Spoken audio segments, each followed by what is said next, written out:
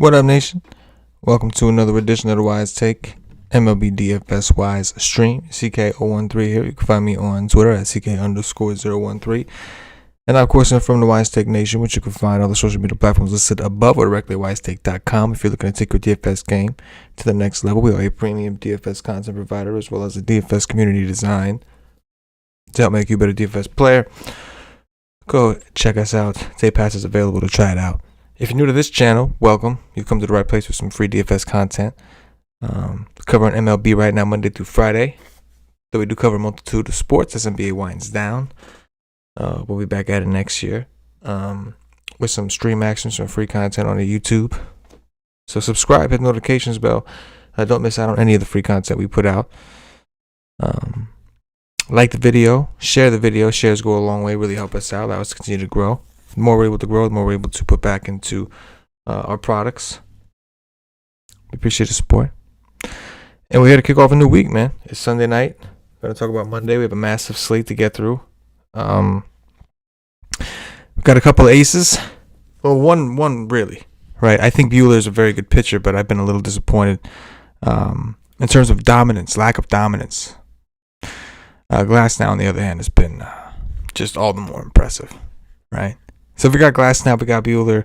Then we have some guys in the mid-tier to discuss. We got Ohtani pitching, Maeda's pitching. We'll talk about him a little bit, and we'll go ahead and get into it, starting with our top pitchers. So again, the show is a first look.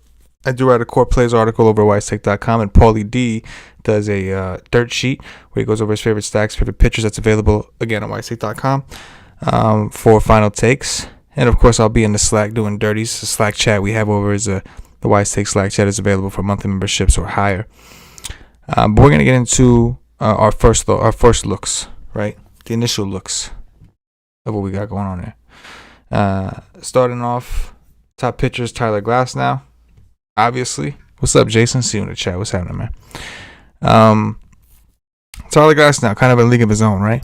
This is 2021 numbers here. We have a 1.67 ERA, 2.5 xFIP, 2.44 Sierra, 39.2% K rate is phenomenal. Hard contact rate is low. BABIP is low, but that's expected when you're not really giving up a ton of contact in general. He's playing an Angel team that could be tough to strike out. Make no mistake about it. But he's still got Tyler Glasnow. And we're still going to be betting on, on dominance, right? We roll with the strikeouts. With the glasses on so I can see more clear, right? We roll with the strikeouts. So Glasnow is the top option. Buehler, I think, is interesting. Now, keep in mind there is some weather we have to watch with Buehler. Some potential rain in the forecast. Want to keep an eye on that. Out in Chicago, we have neutral winds, so we can play it straight up. I'm not that afraid of the Cubs in these environments, right? When you get the Cubs in a hitting park or you get winds blowing out of Wrigley, that's typically when I'm a little more afraid of them.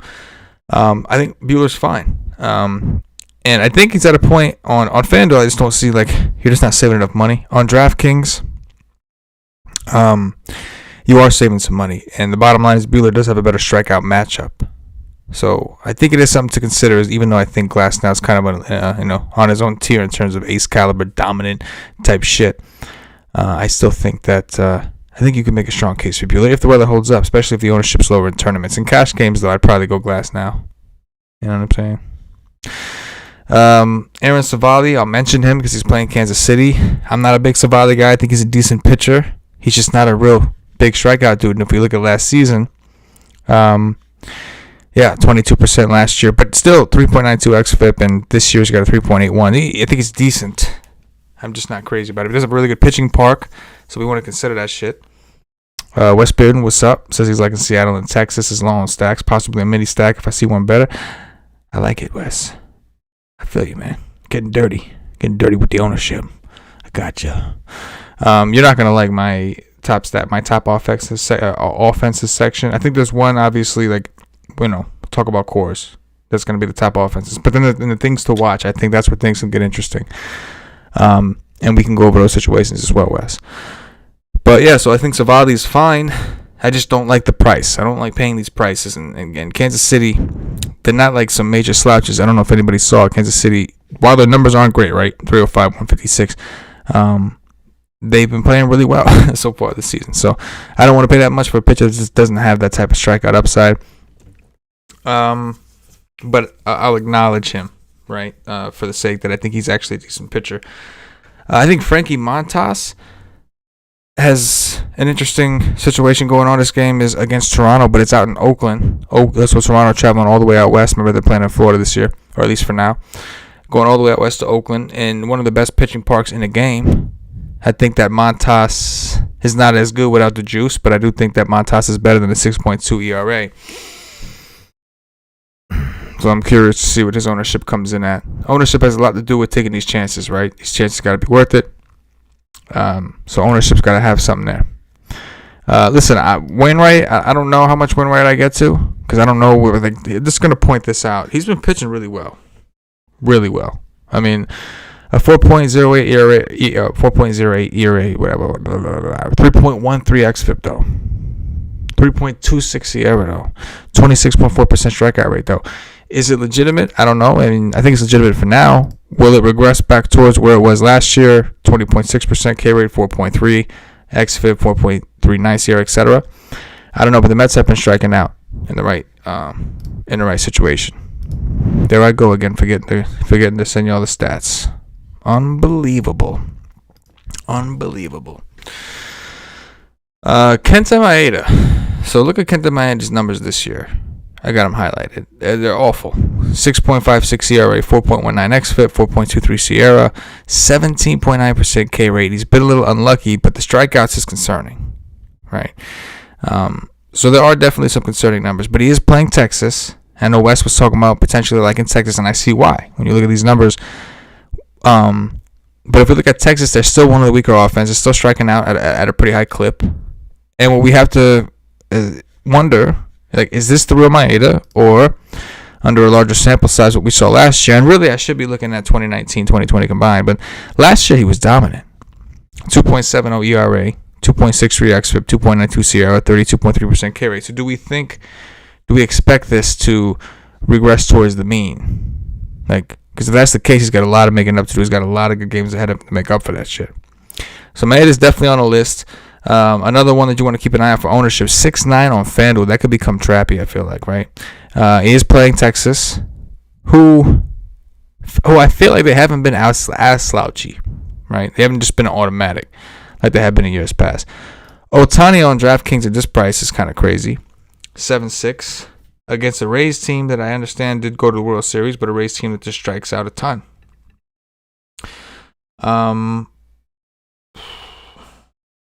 He threw 75 pitches against the Rangers last time he pitched, right? Still went 5 innings, gave up 4 earned runs, but had 9 Ks, man. 75 pitches, that's it. I would think maybe he gets more, but Tampa strikes out. That's what they do.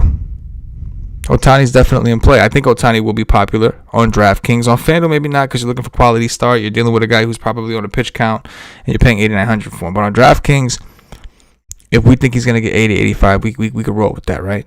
7.6 against Tampa? I think so. So expect Ohtani to be popular. He's definitely on the list. That was pretty much... Those are the guys that I'm like, all right, I'm definitely making decisions on these guys, right? Glass now, we talked about the dominance, right? 39.2% K rate. Walker Buehler. Remember, last year, if you look at Buehler, really solid numbers, 28% K rate. So maybe there's some more growth right there in the case. And the Cubs can strike out with the best of them. Montas, more of a wild card, I think, but in play. Maeda and Ohtani. I expect the ownership to be around Glasnow, Buehler, Maeda, and Ohtani. Those 4 guys is kind of where I think the ownership will gravitate around. But we'll have to see. If not, we'll jump on it. If it is concentrated around that much, then we have some thinking to do. Now, I will say, I think a couple pitchers. So, Miguel Diaz, very cheap on DraftKings. He's in the FanDuel pool, but we don't have anything on him. We have nothing on this guy. But even if he were to pitch, I don't think it would be long. Daniel Lynch is the one that I don't like. I want to keep an eye out for. He's got a really good park. He is playing Cleveland. He's got a really good park. He's 4K on DraftKings. Not even in the FanDuel pool. At least not as now. It's like 11:15 Eastern.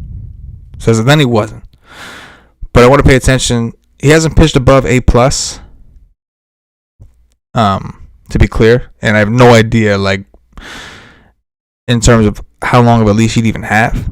So, but he was really good in those shit. I feel weird even saying it in that small sample he's had in the minors. Just the low level of minors he's played, he was really good. Doesn't mean much, but he's playing Cleveland, right? Not great. So just keep an eye out on him. We'll try to dig up and see what we could do. I'll try to put some information in my article if I can find any on him. But again, that's just, I'm telling you right now, this first look shit 4K picture. What do we know? The other guy, I don't think we'll see much. It's supposed to be Lamet's day to start. So I don't know if we'll see much of him. He seems like a bullpen guy. And he just hasn't pitched in a while. At least not in any recordable stats that we have. Top offenses. So I know I alluded to it, but we got cores on the slate. Right? DraftKings didn't even like Brandon Belt's like 3,400 to some shit like that. Even in cores. German Marquez, Aaron Sanchez. Expect this to be popular. We got two guys that have really good ground ball rates. But for starters, on the Giants side, I like the Giants against Marquez for multiple reasons. Number one, Marquez hasn't been as dominant, right? The ground ball rate still looks good, but the Giants, for some reason, the Giants have played well in cores.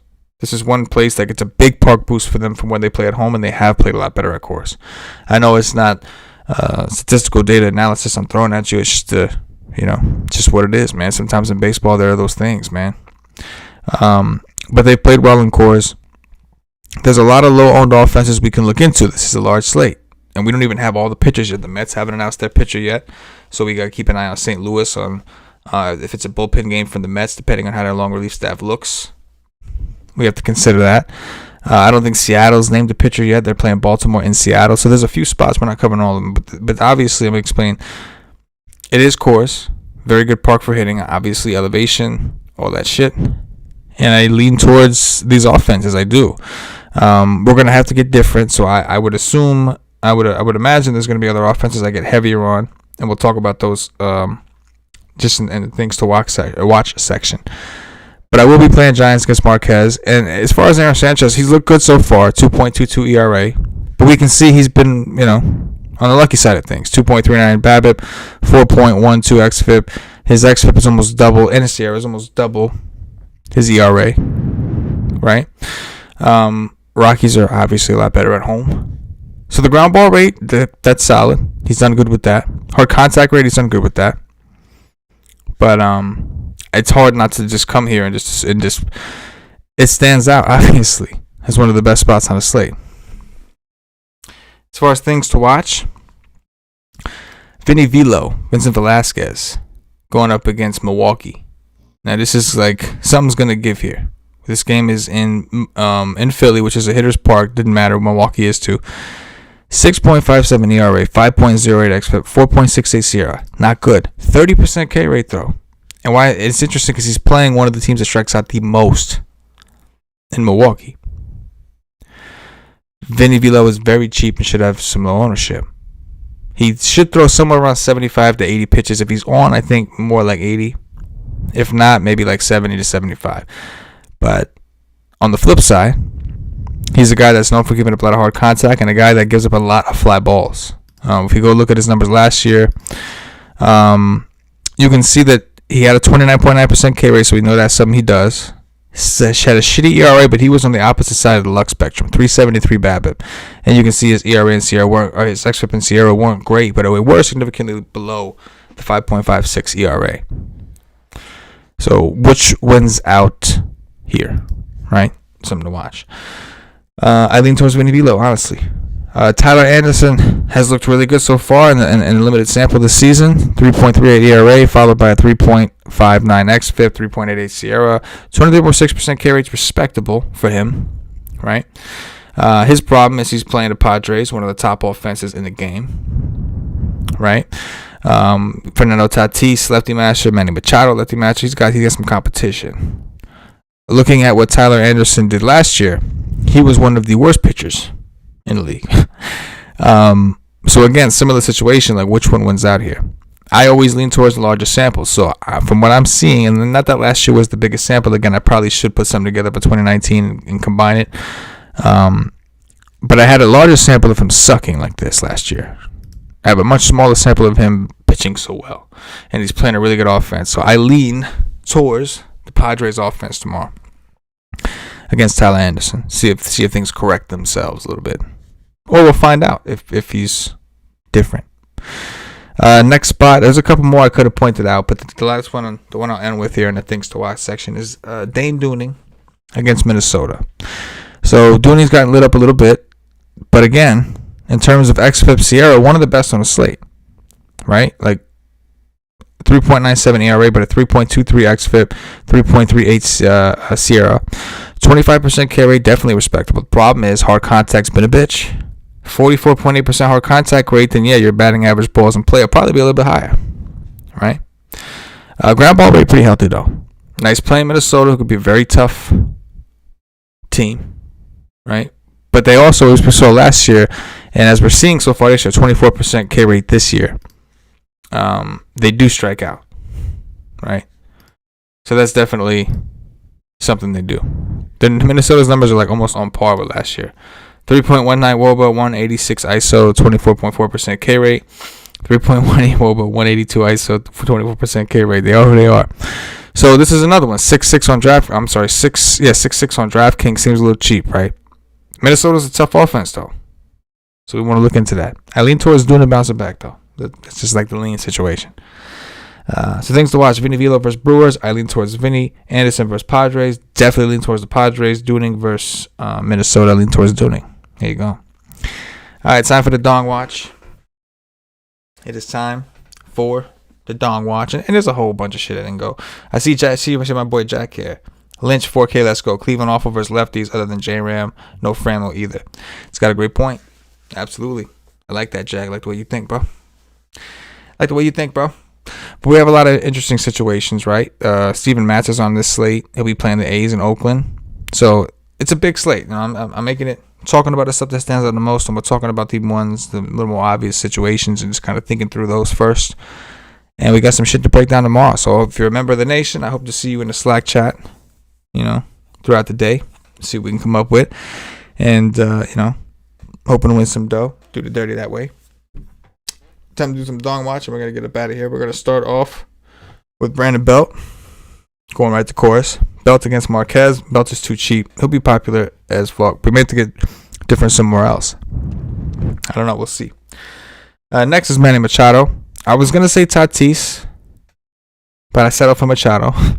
I know. Strong settle. Just wanted to get a Padre in there, but I feel good about Machado against the lefty. And then Charlie Blackmon, other side of Coors against Aaron Sanchez. Again, I think that we do see Aaron Sanchez numbers correct a little bit out. Just correct a little bit at some point, if not now, at some point, right? So I'll roll with him as the third guy, and that's our Dong Watch today. So Brandon Belt, Manny Machado, Charlie Blackmon. Not the hottest of takes, I know, but come chat up the slate with me, man. See what you think. Appreciate those who participate in the chat. Wes Bearden, I see you in the YouTube chat. Jason, what's up? Jack, appreciate you. And let's do the dirty. Hop in the Slack chat. Let's get it. Hit the like button on your way out. Share the show as much as you can. Really appreciate it. For myself, the entire WiseTake Nation, as always, good luck. Yeah.